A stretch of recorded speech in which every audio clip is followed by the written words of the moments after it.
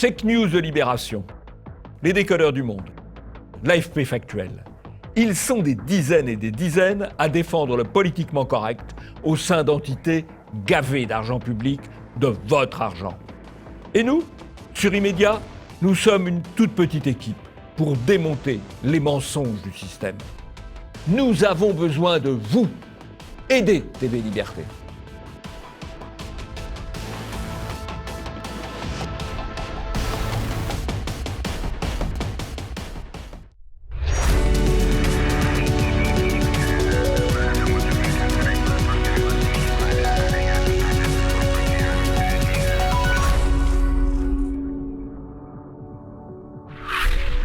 Bonjour à tous et bienvenue dans ce nouvel Immédiat. C'est la rentrée. Alors Jean-Yves, première question, comment se sont passées vos vacances ? Mais très bien, ensoleillé et en altitude, en montagne.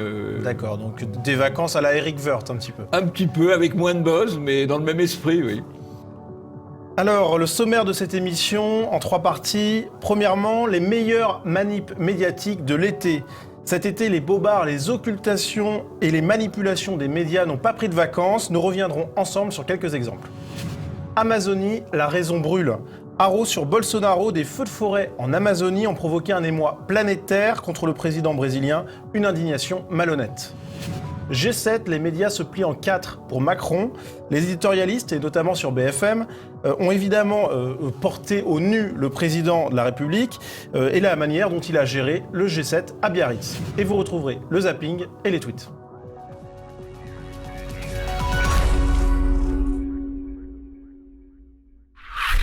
Pas de vacances pour les bobards médiatiques pendant que nous profitions de la montagne, vous dans les Alpes, moi dans les Pyrénées, Jean-Yves. Eh bien, nos amis journalistes ont continué à enchaîner parfois les énormités, faut le dire. Et je vous ai donc sélectionné quelques pépites estivales que je vais vous laisser commenter. Premièrement, c'était l'un des plus gros sujets de l'été, c'était l'affaire Epstein, donc qui a éclaté aux États-Unis, et un traitement qui a étonné de nombreux internautes en France, c'est la manière dont certains médias ont relié automatiquement Epstein à Donald Trump. On a BFM TV, on a aussi France Info qui a fait un sujet dans lequel on voit souvent les images des deux personnes apparaître. Et puis Loopsider qui a réalisé une petite vidéo à cet effet où on voit là encore très souvent Donald Trump et Epstein ensemble. Jean-Yves, que penser de ce traitement médiatique ? Il est totalement, il relève totalement de la désinformation. C'est un pic de désinformation parce qu'effectivement, les photos où on voit Trump et Epstein sont des photos très anciennes, qui remontent à 20 ans ou 25 ans, alors qu'il y a énormément de photos récentes avec Clinton, avec le couple Clinton, et que Clinton a pris 26 fois l'avion d'Epstein qu'on appelait le Lolita Express. Donc, s'il y avait quelqu'un à mettre en cause, c'est plutôt Clinton que Trump, qui en plus a chassé Epstein de ses relations il y a déjà une quinzaine d'années. Alors, on voit d'ailleurs Loopsider, c'est très intéressant, un petit média de propagande financé par le Cercle national du cinéma, le Centre national du cinéma. Et donc par les impôts des Français. Donc par les impôts des Français. Et on voit, tout est faux parce qu'on nous dit dans le titre Jeffrey Epstein, 66 ans, avec une photo où on voit que Trump a 45 ou 50 ans, donc qui remonte à plus de 20 ans. Et donc Epstein, à l'époque, n'avait pas 66 ans. Et au demeurant, les femmes que nous voyons sur la photo sont des jeunes femmes, mais ce ne sont pas ou des femmes jeunes, mais ce ne sont pas des enfants. Voilà. Oui, c'est pas des mineurs. C'est pas des mineurs, manifestement. Voilà. Donc on est vraiment dans une désinformation totale. Pourquoi ? Parce que, c'est simple. Clinton est un gentil. Donc on va pas l'accuser d'avoir fait des choses pas très belles avec M. Epstein. Par contre, Trump est un méchant. Donc on va l'accuser, même si en l'occurrence, c'est absolument injustifié. Alors retour en France avec France Inter qui a tenté cet été de nous expliquer pourquoi il y a de plus en plus de rap sur leurs antennes. Alors Jean-Yves, a priori c'est pour rester dans l'air du temps, c'est ça ? Oui, alors l'air du temps ça se fabrique.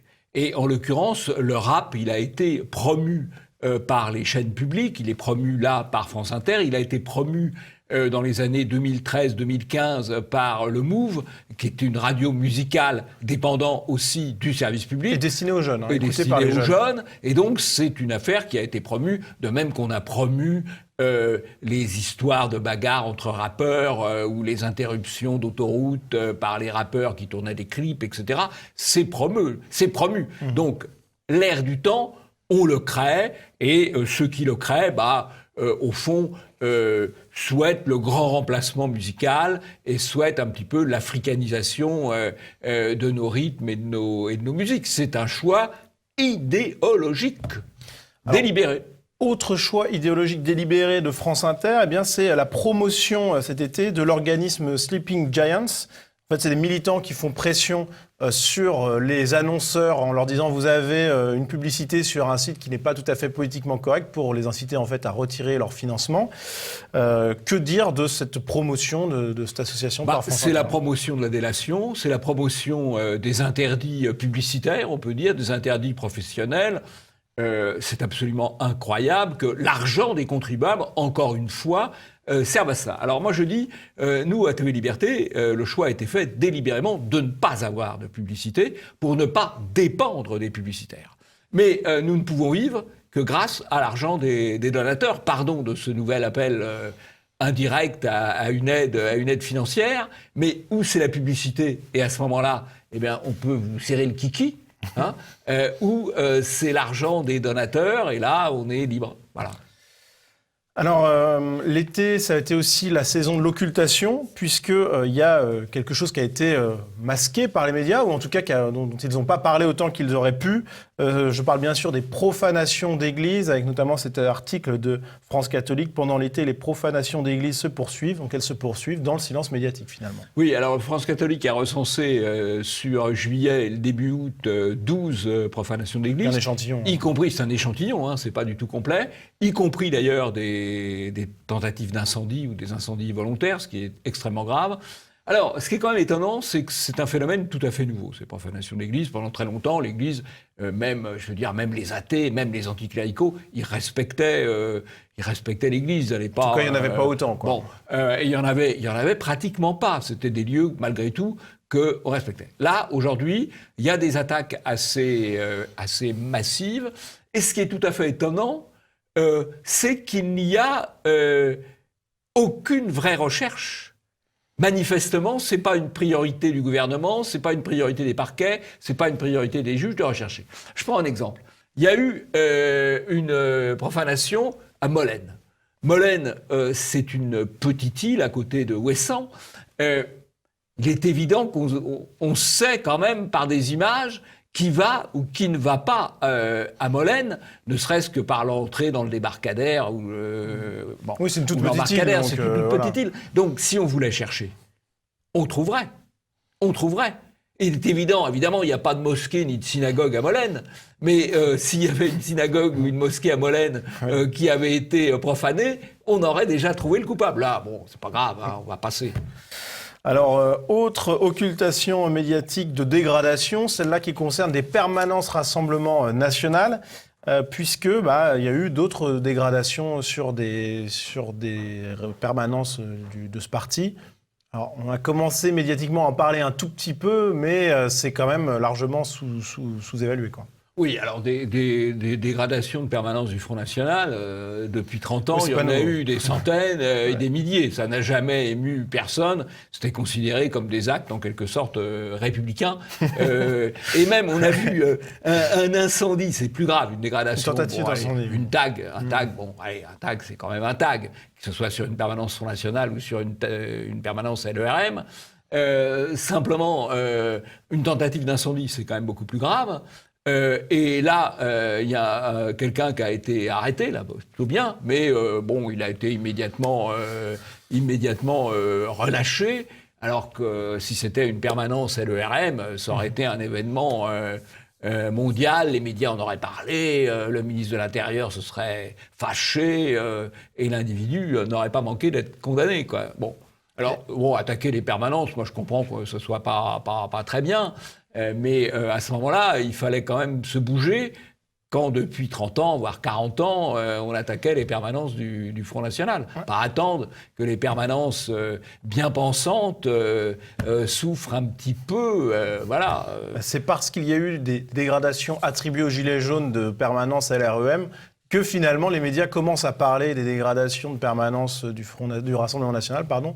Donc finalement, bon, c'est un petit... Alors là, c'est pareil, il y a des permanences du Front National, notamment en Bretagne, qui ont été vandalisées une vingtaine de fois. Ouais. Là aussi, si le parquet, la police faisaient un minimum d'efforts, on trouverait les coupables, qu'on doit connaître d'ailleurs, parce que là, c'est probablement des éléments antifa d'extrême gauche qui sont connus, quand même, enfin, il faut espérer. Mais là, c'est pas un sujet, parce que c'est pas un sujet ni pour le pouvoir ni pour les médias, mais les pouvoirs et les médias, c'est la même chose. Alors, autre occultation, celle-là, elle est assez extraordinaire. Il faut saluer La Provence, qui a réalisé un très beau coup cet été. Là, ça vaudra peut-être une petite mention au Bobard d'Or, mais on a La Provence qui a flouté une personne dans un rassemblement au pèlerinage de la Madone, dans une église, et c'est cette seule personne qui était floutée dans cette foule, c'était le sénateur Ravier du Rassemblement National. Alors là, c'est assez incroyable. Il s'est directement inquiété sur Twitter. « Vous avez flouté mon visage, ça vous prend souvent d'agir comme la Pravda de Staline, honte à vous ». Faut avouer que là, ils ont fait fort quand même, La Provence. Ils ont fait fort, alors ils sont quand même excusés en expliquant, alors l'explication est merveilleuse, c'est une erreur de jugement de leur collaboratrice. Mais ils ne nous expliquent pas sur quelle base elle pouvait avoir un jugement la conduisant à flouter le visage d'un sénateur, c'est-à-dire d'une personnalité quand même... C'est du jamais vu d'avoir flouté une personne comme ça uniquement dans une foule. Personnellement, je n'ai pas souvenir d'avoir vu ça. Oh bah tous les bons régimes totalitaires font ça. Non, oui. Tous les bons régimes totalitaires font ça. Donc voilà, c'est assez normal que la Provence, dirigée par monsieur Franz-Olivier Gisbert, qui est à des sommets médiatiques depuis 40 ans, c'est une diva médiatique. Il a dirigé plein d'organes, y compris d'ailleurs le Figaro Magazine. Enfin, vous voyez, le Nouvel Observateur, et maintenant la Provence.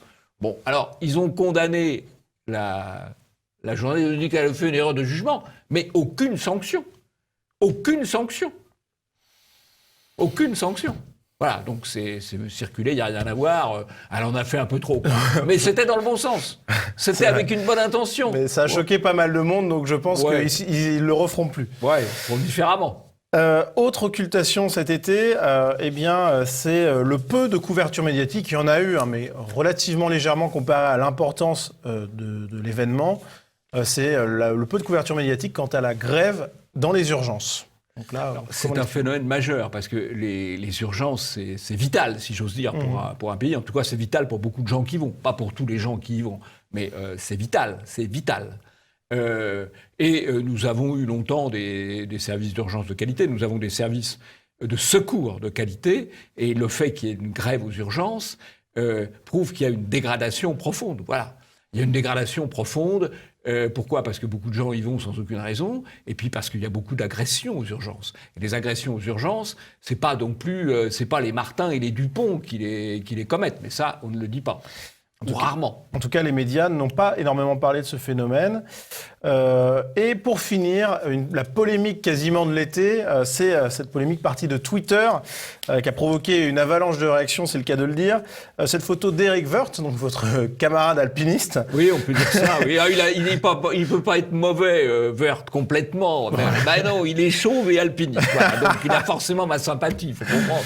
Et donc c'est cette photo de lui sur un glacier alpin, on le voit gravir à quatre pattes dans la neige. Ouais. Et la neige dure. La neige dure. Et de nombreux internautes et même médias l'ont accusé d'avoir largement exagéré cette photo, de l'avoir complètement mise en scène. Sauf qu'en fait, c'était pas le cas. Non, alors d'abord, il faut savoir que les photos de montagne, surtout quand c'est pris par quelqu'un de la même cordée, en l'occurrence, là c'est son guide qui a pris la photo, ça biaise toujours l'impression de belle perspective. Ouais. Alors, il faut dire, en général, ça écrase plutôt le vide. Là, ça l'a plutôt amplifié. Mais vraiment, la photo de montagne, prise non pas par la cordée d'à côté, mais par quelqu'un de la même cordée, ce qui est le cas, elle biaise toujours un peu la réalité. Alors, ce qui est assez drôle, c'est qu'il y a eu tout un buzz sur Twitter de gens, au fond, qui ont trouvé la photo exagérée, sans regarder où c'était pris. Voilà.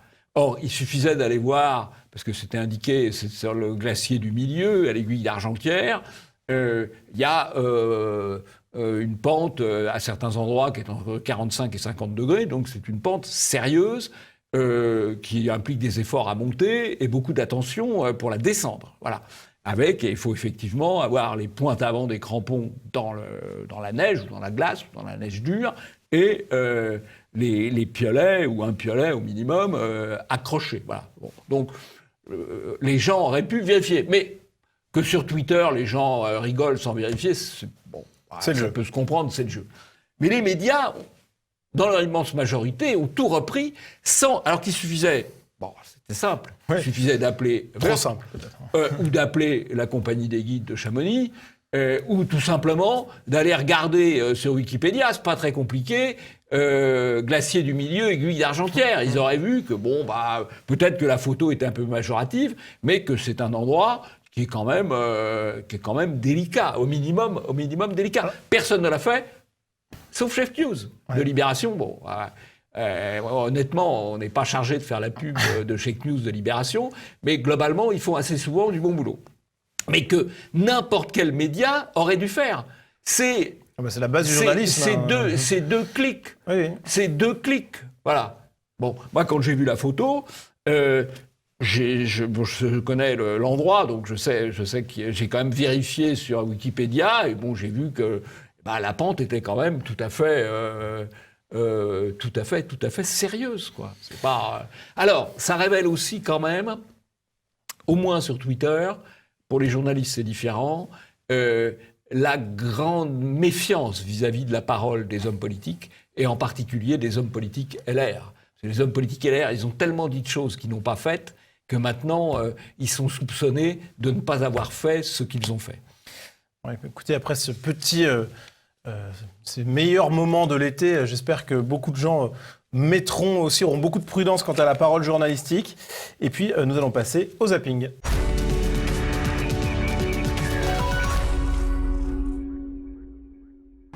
Les heures sont peut-être comptées pour le personnage dit du sauvage au Festival d'Ath en Belgique. Le collectif Bruxelles Panthère accuse cette figure d'entretenir le racisme et la négrophobie. À Marseille, les dealers viennent désormais des 4 coins de France. Ils viennent travailler l'été sur un des 100 points de vente de drogue. Un job d'été rémunérateur mais très risqué. Il y a 2 semaines, un jeune de 16 ans originaire de Chartres a été torturé au chalumeau dans la cave d'une cité marseillaise. Les vendeurs locaux n'ont pas apprécié cette concurrence venue d'ailleurs. À Marseille, le trafic de drogue a ses codes et ses dangers de mort que les dealers venus d'ailleurs ne connaissent pas toujours. La Tour des Frênes, c'est une zone de non-droit. Elle est régulièrement vandalisée, squattée, incendiée. Jeudi dernier, ce nouveau feu allumé dans la cage d'escalier a décidé le maire à prendre un arrêté de relogement. La mairie, le bailleur, la préfecture, personne ne semble avoir pu enrayer la lente agonie de cette tour de 12 étages. Les locataires parlent d'un enfer au quotidien. Sans laisser de traces, à part cette tuile cassée, les individus ont réussi à voler la cloche de 53 kilos, classée monument historique. Une seconde cloche a été dérobée, ici, sur les hauteurs de la commune, plus haute, plus lourde, près de 80 kilos.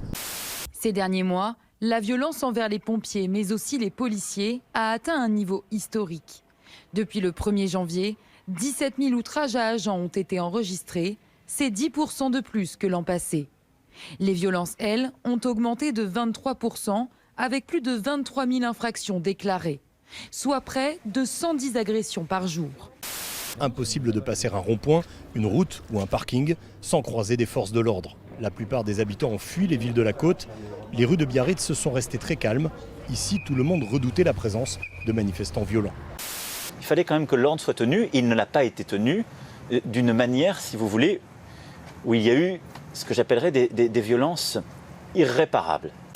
Sur l'acte des naissances apparaîtra mère et mère, quand nous avons des enfants qui sont issus d'une PMA pour un couple de femmes. Mère et maire. Oui, c'est la réalité. C'est bien la réalité. Donc maire et maire.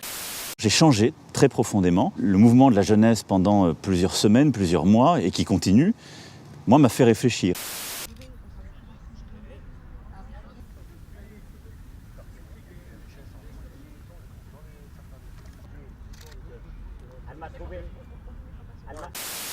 Lundi, Emmanuel Macron a répliqué après que son épouse Brigitte a été copieusement moquée. Le président brésilien prenant part en personne aux commentaires déplacés sur le physique de la première dame de France. Vous comprenez maintenant pourquoi Macron persécute Bolsonaro, lit-on à côté de la photo des deux couples présidentiels. C'est la jalousie de Macron, je parie, écrit l'internaute. N'humilie pas le type, mort de rire, a répondu en commentaire le président brésilien parlant de son homologue français. Qu'est-ce que je peux vous dire ? C'est triste. C'est triste. Mais c'est triste d'abord pour lui et pour les Brésiliens. Pour clore le sujet, Emmanuel Macron a dit espérer que très rapidement, les Brésiliens auront un président qui se comporte à la hauteur. Les voleurs sont souvent des mineurs étrangers isolés. Certains ont à peine plus de 10 ans. Les malfaiteurs, ce sont des jeunes voleurs, parfois âgés d'à peine 10 ans. Nous aurons des initiatives en matière de numérique pour protéger l'information et les démocraties avec cette ère du numérique nouvelle. Vous en faites l'expérience chaque jour. Il est formidable, le président Macron. Il est formidable. Il nous a déjà fait la loi fake news pour contrôler un petit peu. En matière de fake news, d'ailleurs, c'est un vrai pro. Hein. Bon. La loi fake news, l'année dernière. Cette année, il nous fait la loi Avia, qui est une loi liberticide au carré. Ouais, voire quasiment totalitaire. Totalitaire. Et il nous annonce déjà une nouvelle loi. Parce que son obsession, c'est le contrôle de l'information. Et d'ailleurs, il a raison, parce que s'il perdait le contrôle de l'information, en quelques semaines, il serait balayé. Donc il est de plus en plus crispé sur le contrôle de l'information. Alors ce contrôle de l'information, il existe déjà de fait. Vous voyez, on a parlé, il y a une séquence là où on parle des agressions de pompiers. Bon. Il y a des agressions de policiers, des agressions de pompiers. Je n'excuse évidemment en rien les agressions de policiers. Mais les agressions de pompiers sont infiniment plus graves parce qu'on vient attaquer des gens qui viennent, non pas rétablir l'ordre ou maintenir l'ordre, mais sauver des gens, porter secours. Donc c'est gravissime. Ça ne s'était jamais fait. Et maintenant, depuis une dizaine d'années, ça explose. Et on ne dit jamais, jamais d'où ça vient. On le sait. On le sait. On l'a vu en Corse. Avec l'affaire des Jardins de l'Empereur, quand les Corses sont allés sur place régler le problème de l'agression des pompiers dans un quartier immigré d'Ajaccio. Bruno Gollnisch a dit avec beaucoup d'humour, on ne dit jamais qui agresse des pompiers, mais c'est pas les Martin et les Dupont. Voilà, donc c'est quand même une réalité. Mais si on ne veut pas voir la réalité, on ne peut pas traiter le problème. D'ailleurs, dans l'affaire d'occultation, on voit un autre exemple. Dans le journal de France 2, sur les agressions, les cambriolages de pharmacie. À 13h, on nous dit les voleurs sont des jeunes, mineurs, étrangers, isolés. Voilà, ça c'est précis. À 20h, passé Muscade, ce sont des jeunes voleurs, parfois âgés d'à peine 10 ans. Voilà, on occulte la réalité. Et ça, c'est un choix éditorial clair. Et ça, c'est un choix éditorial. Le choix éditorial, en fait, il y a un double choix dans les médias dominants, dans les médias de grand chemin. C'est l'occultation de beaucoup de réalités et une propagande massive sur ce qui leur paraît aller dans le sens du camp du bien. Et puisqu'on parle de propagande massive, eh bien, intéressons-nous à la question des incendies en Amazonie.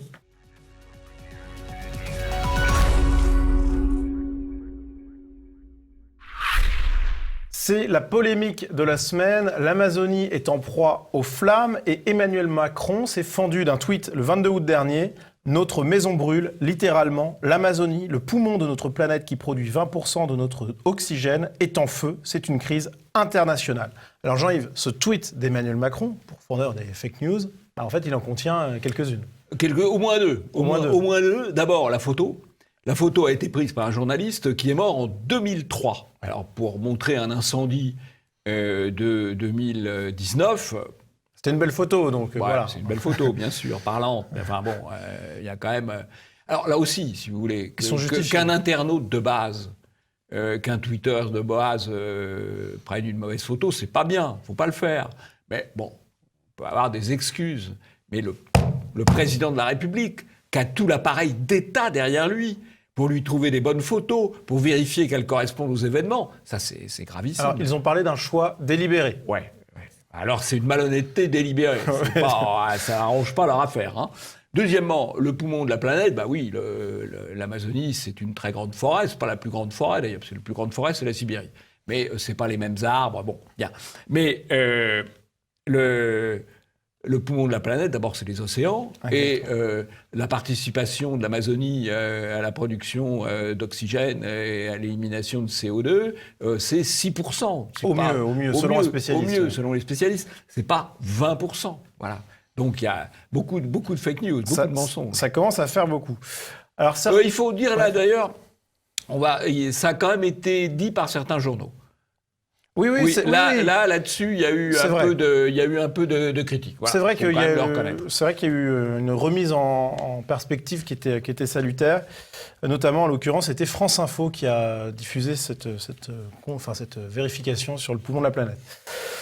Alors, ça n'a pas empêché certains médias de verser dans le catastrophisme en pointant du doigt le responsable, Jair Bolsonaro, le président du Brésil, coupable idéal. Exemple avec cet article du Monde paru le 22 août dernier, rédigé par Laura Motet. Incendie en Amazonie, un fléau saisonnier amplifié par les prises de position de Jair Bolsonaro.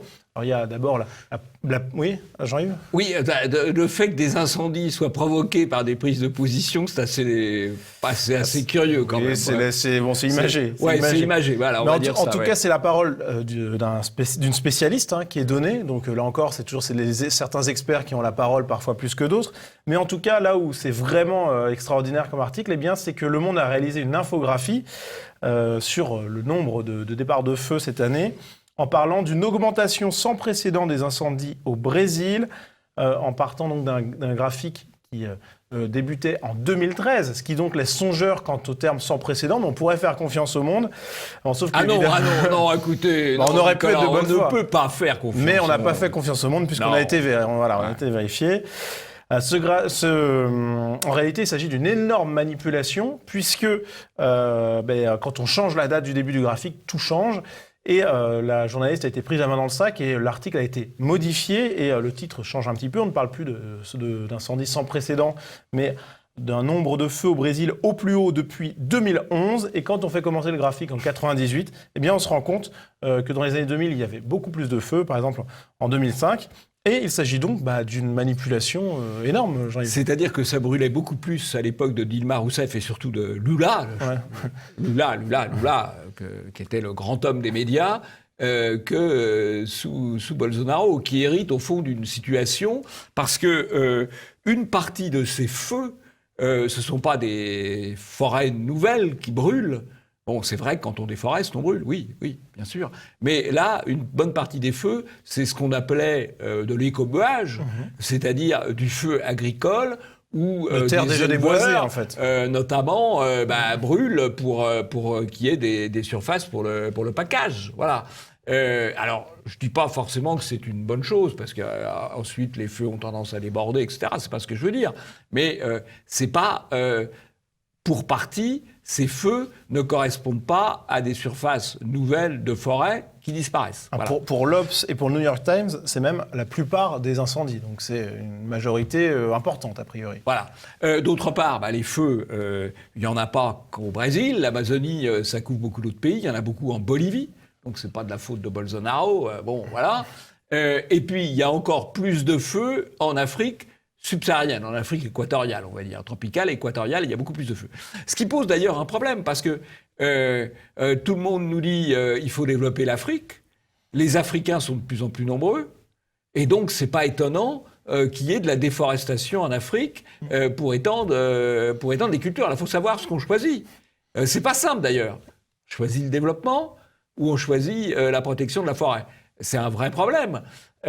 Qui se pose d'ailleurs aussi en France. Exactement. Parce que M. Macron qui donne la leçon à M. Bolsonaro.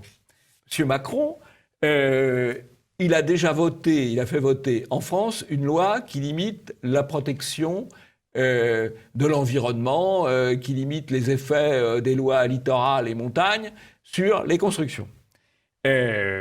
Il est allé en Corse pour dire tout le mal qu'il pensait du PADUC, qui est le plan qui protège effectivement la Corse d'un excès de bétonisation. Donc il est pour quand même la construction de zones, y compris forestières. Il veut privatiser l'Office national des forêts. Et en Guyane, là on est en Amazonie, il vient d'autoriser, alors là aussi, est-ce qu'il faut choisir le développement, est-ce qu'il faut choisir la protection de l'environnement des forêts, c'est un choix, mais il vient d'autoriser des prospections minières sur 5%. 5%, c'est pas rien. 5% du territoire de la Guyane, 3500 km², dont une partie va probablement brûler. Voilà. Alors, c'est un double jeu. Bon, faut savoir. Il voit la paille dans l'œil de Bolsonaro, mais il voit pas la poutre qui est dans le sien. Alors le problème, Macron, il fait de la politique et en même temps, et il enfume les gens, etc. Mais les médias sont quand même assez peu disers là-dessus. Ils en ont un peu parlé d'ailleurs. Tiens, je signale d'ailleurs que le Grand Conseil amérindien a condamné la décision de Macron d'ouvrir 3500 km², 350 000 hectares de forêt guyanaise à la prospection. Alors, autre personnalité pour laquelle on pourrait parler de double jeu, c'est Bernard-Henri Lévy, qui, a priori, s'est un petit peu énervé et a pris son Twitter et a rédigé un tweet incendiaire contre Jair Bolsonaro. Incendiaire, c'est le cas de le dire. C'est le cas de le dire, effectivement. Ouais. Amazonie, que Bolsonaro soit tenu responsable de ce qu'il faudrait pouvoir nommer au sens propre un crime contre l'humain. Alors Jean-Yves, que dire sur cette position engagée du philosophe il a fait sa fortune sur les bois africains, puisqu'il a hérité de son père une entreprise, la Bécob, qu'il a vendue à Pinault, et donc sa fortune, c'est sur le bois rare africain. Donc il est tout à fait bien placé pour critiquer la déforestation en Amazonie. Lui, il n'a pas touché à l'Amazonie, il n'a touché qu'à l'Afrique. C'est pas pareil. C'est une prise de position macroniste, c'est du en même temps. Hein. Eh oui, absolument. Passons au tweet.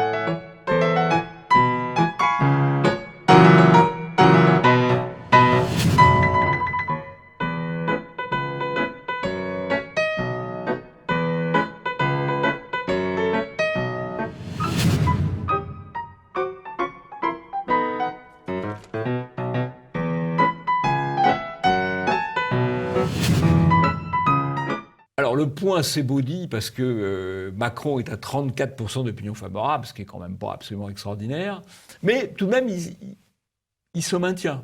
Hein, voilà. De même qu'aux élections européennes, En Marche avait à peu près sauvé les meubles.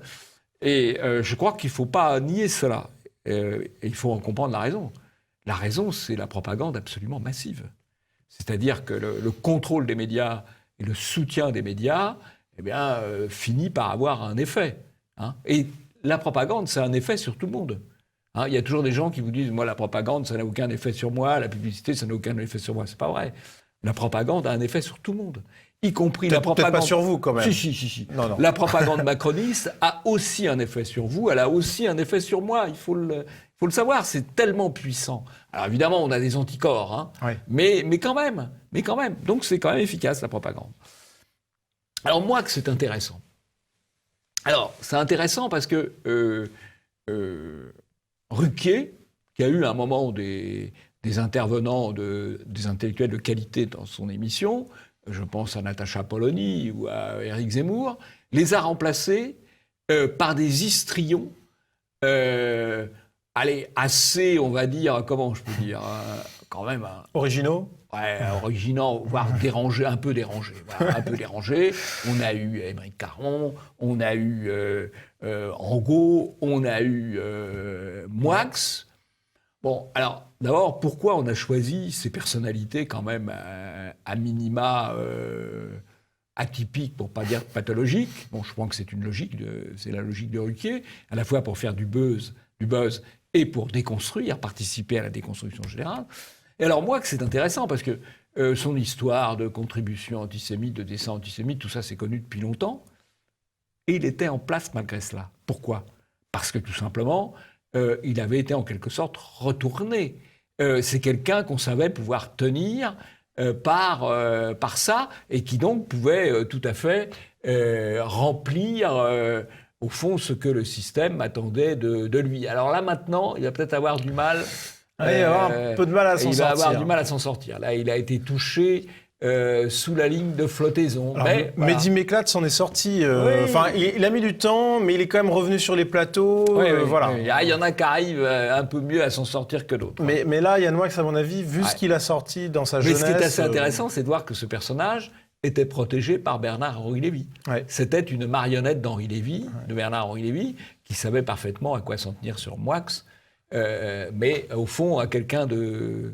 Vous savez, moi j'ai entendu un jour un de mes amis hauts fonctionnaires qui m'a dit j'ai longtemps cru que c'était un avantage de ne pas être tenu, jusqu'à ce que je découvre que c'était un avantage d'être tenu. Je ne sais pas si c'était son cas, mais dans les gens qui font carrière, c'est pas mal de donner prise à l'extérieur, parce que si vous donnez prise, on peut vous faire confiance. C'est une promotion, effectivement. Et je crois que Moix donnait prise, et donc on pouvait lui faire confiance pour participer au travail de destruction générale, ce qu'il faisait avec un talent tout à fait notable. Passons au troisième sujet. G7, les médias se plient en 4 pour Macron.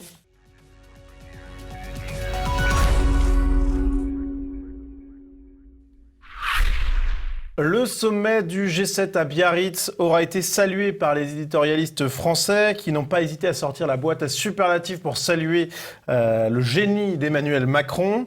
Et on a Samuel Gontier, journaliste à Télérama, qui a rédigé un article décapant sur cette fascination totale des éditorialistes, notamment ceux de BFM TV pour Emmanuel Macron. Alors, quelques extraits choisis. Ça a été rondement et bien mené par Emmanuel Macron. Salut Roland Quérol, rejoint par Anthony Bélanger. Ça, c'est de la diplomatie créative comme j'aime. Bravo à l'équipe présidentielle pour le coup de théâtre. Ce G7 a été incarné par Emmanuel Macron. Le match entre Trump et Macron est en train de dominer la scène occidentale. On a là un dialogue de deux personnes d'une très haute qualité politique. Il y a un truc aujourd'hui, relève Anthony Bélanger. Le 25 août, c'est le jour anniversaire de la libération de Paris. Et c'est ce moment-là qu'Emmanuel Macron choisit pour faire la chose la plus gaulienne qui soit, une diplomatie de coup de théâtre. Alors Jean-Yves, Emmanuel Macron a donc fait très fort, au moins pour les éditorialistes de BFM TV. Macron, c'est Moïse. Il fend la mer. Macron, c'est Jésus. Il marche sur l'eau. C'est ça, vu par les éditorialistes. C'est un petit peu ça. Si vous voulez, là où ça tourne, c'est de la communication circulaire, en fait. Parce que Macron, il a choisi de scénariser un certain nombre de choses. Il a dit on va parler des inégalités. Il a dit on va parler du climat. Et donc il répondait à la demande médiatique. Il va s'opposer. Il s'opposait à Poutine quand il a reçu à Brégançon. Il s'oppose ou il feint de s'opposer à Trump. Et donc il plaît aux médias. Ouais, il met en scène de communication, quoi. C'est une pure opération de communication. Alors là où on voit que c'est une pure là où on voit que c'est une pure opération de communication, c'est que le G7 il devait être centré, d'après Macron, sur la lutte contre les inégalités, et la lutte pour le climat. J'ai là le communiqué du G7, qui est un ensemble, un emboîtement de phrases creuses. Il n'y a rien sur le climat, rien sur les inégalités. Donc, tout ce que les médias ont raconté pour complaire à Macron, parce que ça leur plaisait là-dessus, c'est vide de sens. On peut peut-être rappeler quelque chose sur les éditorialistes de BFM.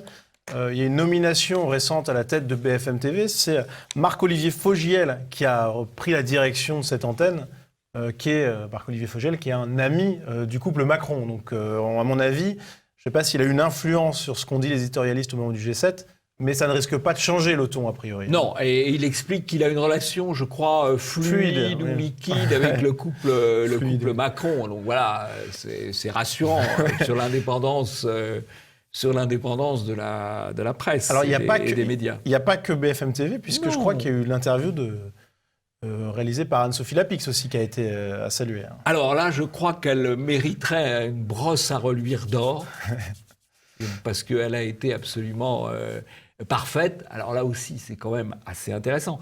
Anne-Sophie Lapix est une journaliste très politiquement correcte, qui a été choisie comme présentatrice sur France 2 en septembre 2017, donc après l'élection de Macron. C'est l'épouse d'Arthur Sadoun, le président de Publicis. Donc on voit la connexion là entre le pouvoir médiatique, le pouvoir politique et le pouvoir publicitaire. Le couple Sadoun-Lapix étant assez lié à Macron, et évidemment la puissance publicitaire de Publicis, c'est absolument considérable pour quelqu'un qui veut faire une campagne médiatique. Qu'est-ce qui permet d'avoir des unes de Paris Match ou autres ? C'est quand les publicitaires disent écoutez, ce serait pas mal que Macron soit en une, que Brigitte Macron soit en une. On se souvient de toute la campagne qui avait eu lieu au moment avant la présidentielle pour mettre en scène, scénariser le couple Macron. C'est l'alliance du pouvoir médiatique, du pouvoir politique et du pouvoir publicitaire, qui est le pouvoir considérable, puisque c'est le pouvoir de l'argent.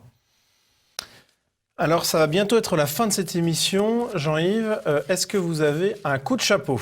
Oui, alors c'est un coup de chapeau un peu tardif, parce que le numéro va sûrement sortir des kiosques. C'est un numéro de Valeurs Actuelles consacré à Notre-Dame de Paris, l'enquête impossible. Donc c'est assez intéressant parce qu'ils reviennent sur... maintenant, ça fait combien ? 400 mois que Notre-Dame a brûlé. Donc on devrait en savoir un peu plus sur les causes. En fait, on ne sait toujours rien. Pourtant, au début, a priori, on savait. Pourtant. Au début, on savait que c'était accidentel. On a dit, tous ceux qui parlaient d'hypothèses criminelles étaient considérés comme des complotistes. Les médias interdisaient de poser la question. En fait, aujourd'hui, on ne sait pas. Rien ne permet de dire aujourd'hui que c'est criminel, mais rien non plus ne permet de dire que c'est accidentel. En vérité, on ne sait toujours pas, mais il y a 3-4 mois, on voulait interdire de poser les questions. C'est bien que Valeurs Actuelles reviennent sur le sujet. Alors ça va être la fin de cette émission, Jean-Yves, et la semaine prochaine, chers téléspectateurs, le format de l'émission sera totalement différent, puisque nous faisons, après ce numéro un peu dédié en partie au meilleur de l'été, nous faisons notre rentrée, la véritable rentrée la semaine prochaine, avec un habillage graphique différent, avec un format d'émission différent, mais qui, on l'espère, plaira à tout le monde, tout simplement. Voilà, alors, on vous invite à regarder cette émission, bien sûr, et la prochaine, et à nous faire part de vos observations. Il y a sûrement certains de nos web spectateurs qui apprécieront, d'autres qui peut-être regretteront le changement. On regardera de très près vos réactions. Il faudra peut-être être un peu indulgent, puisque ce sera un numéro 0. Ça sera le 262e immédiat, je crois. Mais ce sera aussi le premier de la nouvelle série. Voilà, et donc, chers téléspectateurs, à la semaine prochaine. Et Jean-Yves, on se retrouve donc dans une nouvelle formule dans quelques jours.